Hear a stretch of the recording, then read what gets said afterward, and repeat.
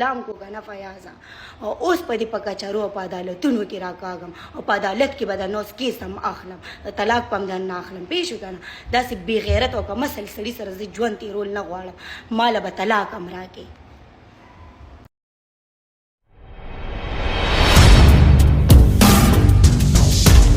سلامونه ملګرو په پښتو نیوز چینل کې درته هرکلی وایم امید لرم چې تاسو به ټول روغ جوړ یې او ښه په مزو کې به یې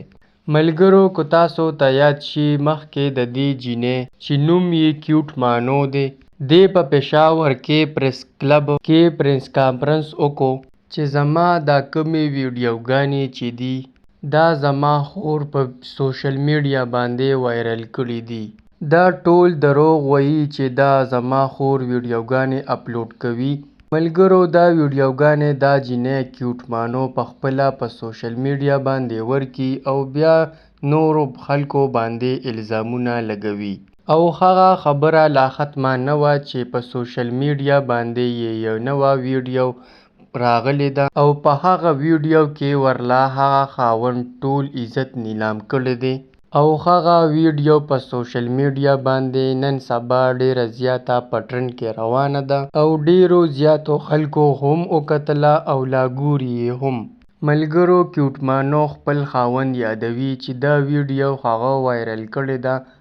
او په سوشل میډیا باندې یې ورکړې ده اوس الزام په خپل خاوند باندې لګوي او په خپله دغه ویډیوګانې په سوشل میډیا باندې ورکوي ملګرو دې جینۍ چې نوم یې کیوټ مانو دی د پیسو دپاره خپل عزت هم نیلام کو او د خپل کور عزت یې هم نیلام کو ملګرو دا جینۍ د پېښور اوسیدونکې ده او ټول پېښور یې هم وشرمو